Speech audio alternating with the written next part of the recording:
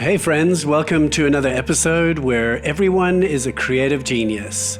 In this episode, I'll be interviewing the wonderful Bridget Quigg, who is from Seattle, USA, and has a really interesting belief that everyone is a creative genius. She helps groups of people relearn how to play and to free their voices. In this episode, we'll discuss how the heck you went from being an infinitely creative, genius little person into the rather serious adult that you are today, and how to get back there. If you feel like you're walking through life like a bit of a drone and you'd like to play more and be more spontaneous, creative, feel more joy and more, this episode is for you. So can you go backwards and just tell me a little bit about your journey of how you arrived at this thing that you were going to unlock creative genius in everyone? Yay, yes, that is my mission. That's true. So I was raised in a very, very conservative Catholic home. I think a lot of people can relate to being raised in a religious home, and period, whatever religion it is, that is a bit on the restrictive side of your ideas and expression. And then when I went to college, long story short, I took an improvisational theater acting class. And it genuinely changed my life, because I was raised in a home where, it's black, it's white, it's us, it's them, it's right, it's wrong. And when you get into improvisational theater, you literally look at the world as if everything is an offer. And then you accept that offer. Then you make your offer. And one of the main things is you don't block. And blocking kills a scene. And really, people find this fascinating, this concept, but a young actor in improv will often use a block to get a laugh. So block is like if I were to say to you, hey, Jeremy, I love your purple hat. Like just to start a scene. And you're supposed to accept it, but you say, I'm not wearing a hat. I'm wearing a car on my head. There we go. Yeah, or you change my offer or whatever, right? You make it so that it has to be fixed, if you will. Like you block it. It almost always gets a laugh, and it also ends the scene. Scene's over. So now I have to scramble. If you had accepted my offer, we'd both be wearing purple hats, running around town. Now we're selling them for $1 million a piece because we look so good. We're in outer space. And we're both aliens with hats, and pretty soon it grows and it grows. That's the accepting. And so people hear about blocking and they're like, oh God, I block. That's what one woman said. I'm curious. When I said there was a car on my head, did I block you there actually?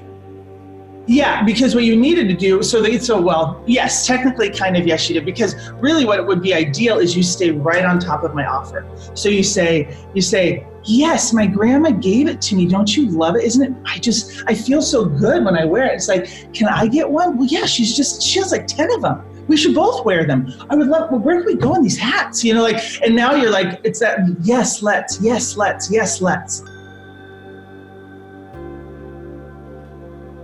You acknowledge it and then you build on it, and then you acknowledge, and that's all two people on stage are doing, and they just go these places. It's awesome. I genuinely believe that every person is a creative genius. But if you can at least honor the fact that you have a continuous flow of creativity coming at you, it's on time, it is truly infinite, and it's unique to you. We're all functioning that way. We're all highly, highly creative. So when people are in my classes, a lot of times I'll have them close their eyes and I'll start to kind of talk them through like, okay, someone's walking towards you. What do they look like? Just take your time. So almost in a meditative way, I get them to accept the fact that they have a freaking idea, right? And then we take that character and we start to write, what are their dreams? What are their passions? What are they afraid of? How old are they? What are they wearing? And then they walk into someone else. Who do they walk to? Why are they talking? And so we start telling stories, but it comes all from really deep inside of them, which is one of the exercises that I believe, basically that is happening all the time inside of everyone. Are you accepting the offers or are you blocking them? So they're not just external, they're internal offers being presented. The majority of the struggle is with ourselves. And in fact, the more you accept your own offers, you tend to be a warmer, kinder person. The area I'm most fascinated with right now is intuition. Because I think creativity and intuition, same bucket, same infinite well, same conversation. So I became a more intuitive person is how I would put it. So when I felt something right and it felt right in my body and I felt attracted to something, I beelined it. I went right for it. I learned that some things made me close. Some things made me hurt. Some things made me want to stop and back up. And they can be very subtle. It's like, do I want to wear the pink sweater or do I want to wear the blue sweater? No, I want to wear the pink one. Can I tell you why? No, but I'm sorry. But it feels better to me. So I took a journey that led me to be very precise at that. Would you demo leading me in accessing creativity? Here, I'll play a little improv game with you. How's this? Yeah. So you have an unlimited budget party that you get to create. You can the party can go on for years if you want. It's your party. Or you can just sit with your cat and have a cupcake in a dark room. It's whatever party starts to brew. So if something's brewing inside of you, what sounds fun to you? What I'm going to do is I'm going to help you with your party, okay? So start telling me some of your ideas and I'm going to give you some feedback. Okay, it's on a floating island with a lot of living fluffy toys. Living fluffy toys. Are they scary toys or are they safe toys? They are safe and fluffy and delicious and awesome. Okay, and is it just you or is it a lot of people? It's a lot of people, but it's lots of kind people. Okay, how do people get to this island? Just by being nice. Nice. Okay, I think boats or planes or whatever. You haven't really thought about all that, I'm guessing. I haven't. I mean, I think that there is a kind of psychedelic tube that they travel in, and it's just when they up-level their heart and they're willing to be vulnerable and be awesome, the portal just appears. That's awesome. All right, you're doing this so well. You're harshing my game here, but so there's a game I play with people, and what I was trying to do to you, and we can switch it. So I was yes butting you. So yes but is a way of, I hear you, but you might want to worry about people. Some people like to fly, so you're playing. But you might want to have boats, but then the boats definitely should have barf bags because some people get sick, right? Like I'm with you, but I'm just going to chip. I'm just going to edge it off. But here's what I do though. I go into a room full of accountants at 8 a.m. and I do this with them. And you know what? They're practically just as good. Everyone has this inside of them, unless they willfully block me. And once you get in a group setting where the group culture is, we're playing now, and the cool thing is to play, people bring it out. And they're giggling, and they're being silly, and they're having fun. And then at the same time, I'm bringing in kind of the lesson. So I'll pause and I'll be like, okay, we just yes-anded. How'd that go? I was like, that was fun. Like, we're going to go to outer space for 27 years, and we're bringing Beyonce, and we have, unlimited food, and everybody's wearing sparkles. It's like, and they just thought of that, and their accountants at 8 a.m. It happens all the time. So it's just, I see it over and over and over again. And I'm doing this on Thursday with a sales team of 125 people here in Seattle. I'm leading a sales team through that game, plus a bunch of other games. They totally, people get silly. And every time, I don't want to brag, but it's kind of true. Often in a group of setting where there's a group of speakers at like a business event, very often I'm rated number one, right? Because I let them cut loose. I didn't say talk to them about how to set goals. I said, you already got it. You just got to listen to yourself. I mean, that's truly the message. It's so much fun. It's so much fun. I love it. It's a blast. I actually call it the Year of Genius Workshop.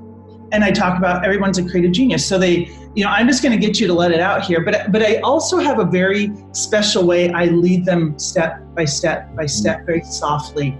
And I start with a few warm-up games, and then I talk them through that. And I soften the room, but eventually they're basically starting scenes from nothing, but they don't realize it's very highly structured, so they don't even realize where they've gone. Talk to me about healing and unblocking self-expression. Whole lot of very afraid, very shut down people. How do you do that? And why are they blocked? It's a great, I'll tell you, life on earth is not for the faint of heart. We brought in as these light, bright beings who want to run around naked and sing and laugh and touch everyone and touch the trees and move. And, we're just pure chi. We're just moving. And the rest of the crowd ain't into it a lot of times. So we're told no, we're told no, we're told no, we're told yes. No, and worse, we're slapped, we're hit, we're put in a closet. The things that children go through. So naturally, if anyone has made it to adulthood, they have been through some level of shutdown. Even if it's just cultural. You could have had nice parents, but your next door neighbor was a jerk, or whatever it is. Like, you don't get by, and you're so impressionable. you're so looking for your own survival and your own care. You have to survive childhood somehow. So you probably let go of a lot of things that bring you incredible joy in order to survive. Singing, frankly, is often one of them. Not to mention just body movement, just like dancing, like, ooh, I like that beat. I just want to move to it. Like, that's so natural. Everybody wants to move when they hear a beat. But you see adults stay still because they don't want anyone to think they're weird. It's like, yeah, I actually do have a lot of thoughts on this. Going back actually to my original thing, it's on every page of my website, but every person is a creative genius. So if that is the case, everyone has an infinite well of themselves, if you will. Because I don't believe that everyone's creativity is like everyone else's. Like if I pull a rabbit out of a hat, I do this a lot in my sessions. I will mime picking up something and everyone in the room is seeing something different. And that's one of the lessons I teach. So each one of you needs to harness and love the one you got, because it is you in this moment, perfectly timed, perfectly placed for you and for all of us. Like, you are perfect right now. It's it. And so if you go on that theory that everyone has, and back to my concept that is also your intuition, that is also attached to your feelings, that's all in the same place. Getting in the habit of paying attention to and honoring, even if only quietly to yourself, what is, quote, coming up for you is really important in relationships. It's really important in setting boundaries. And I'll be honest, I'm talking about something kind of off the top of my head, but I'm just telling you what I have learned. My intuition, the closer I stay to it and the more I honor it, the better I physically feel. And I have to be very, very brave. Bravery is a topic. It's like the child topic. It's like, within the metaphysical world, people aren't talking about these things a lot, but an adult who is healing themselves from that childhood, from all those barriers to being themselves, is going to have to take risks and speak up and be brave. And I can't tell you how to do it other than you just got to do it. Whether it's the first time you're walking on stage or simply saying, I actually don't really like peas. Do you have something else? That takes a lot of bravery for some people. A lot of people just eat peas. Do you know what I mean? So it doesn't have to be big. I had it as a bullet point quite early on, was the word bravery, and you've just kind of brought it up spontaneously. I think it's such a huge area because people are so scared of standing up, sticking out, being different, doing ugly things in front of humans instead of curated, perfect little things. Where does the heart fit into all of this? I think it's everything. I think more respect needs to be paid to emotion. People put down emotion. Your emotions, everyone, are your teachers. They are your guides. Your emotions are not crazy. And I think what happens, they get so stuffed and slapped around when we're kids that we don't realize their preciousness, because what they are our preferences. And our preferences help guide us towards those brave choices. It's like, no, I know I want this. No, I do believe I can have this. Or no, I really don't like it that you're doing that, so I'm going to go. Or I'm going to tell you that, and you can choose to do it again. Those emotions, I think, have this bad rap as being wild and big, and they destroy, and especially in women. There's like, oh, she's out of control. No, she's finally saying what she wants, and God bless her. And why don't you give her an ear? And she'll calm down eventually. She probably needs to cry for a while. Like, crying is magical. Crying gets out all this crap we don't even need to look at. So I guess bravery, emotions, intuition is all wrapped up for me, and just like, get it out. And be in a culture and a setting, if you can, where people are like, good job. That's perfect. Proud of you. That was beautiful. Do it anytime. And what you find is people lighten up and they don't need to do it as much. But in the beginning, I cried a lot in my kind of awakening to myself. I cried a lot. I needed to. Do you lead people in group singing? Oh, I love to. Oh, yeah. I love to. I mean, I love to do that. Like, it's so much fun. Why do you love it? Everyone opens. And what emotion do you think accompanies those kind of gatherings? Joy, and or, people cry when they sing a lot of times. People cry too, exactly. And I wanted to ask you that question, and you light up when you talk about it. And it's the same thing for me. When I work with a bunch of people who are scared to sing, and to see them move through that, and the whole group lights up, it's joy, man. It's like, it's so fun. Why didn't you cry, and why is it joyful? Well, it gets us out of our heads, for God's sake, for 5 seconds. And it's all energetic in a way. I feel with singing. It's, I watched your humming video, right? Humming is physical and it's energetic and it's releasing. We are all just getting inundated. It's all coming at us. This is our lives now. So much is coming, and we actually cannot process all the stuff coming at us. Forget it. You can't unless you hum or you walk or you sing. But singing I do think singing's magical, actually. I think there's an element of singing that is beyond our human comprehension. And when we do it together, there's a kismet, there's a connection. There's no way to explain it. I have a theory that group singing is wired into our neurobiology. And in fact, at the recent International Trauma Summit, a number of the top luminaries both mentioned group singing and group dancing as a kind of native, inbuilt, neurologically wired detraumatization methods. Just to back up a little bit to roughly this time last year, we were all at Blue Spirit in Costa Rica, and you had drafted this song about all the pants that you saw at Blue Spirit. There were a lot of yoga pants. There were a lot of really fancy pants around. Fancy pants. And I remember watching you at work, and the thing that was kind of amazing to see you do, it was like you had an embarrassment of riches of ideas. And I think that I'm a writer, I've written a lot of albums, but for me, it is hard. And I'm like eating up what you're saying. I still don't have the how, and I think we can get to that. But maybe just before we go any further, do you want to share a little bit about the pants and sing something about these pants? Because a lot of people have these drop crotch pants, right? Which I'm grateful everyone wears it. They make me giggle every time there's something about them. So the tune came right away. Dun, dun, dun, dun, dun, dun, dun. And I just kind of went, oh wait, the pants, it's about the pants. And every little idea piled on the next one. I accepted my own offers, and pretty soon I had a song. Awesome. So you dropped that song in half an hour.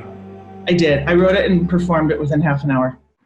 I did mindfulness with Locke, had a massage with Gobinde. I ate 25 Cocoa Bliss balls, but when I pause to recall, what I never will forget are the pants that people wear at Blue Spirit. So what a great conversation. A huge thanks to you, Bridget, for joining me. You'll find links to her work below in the description, and also a link to the full pants song at the end of the video.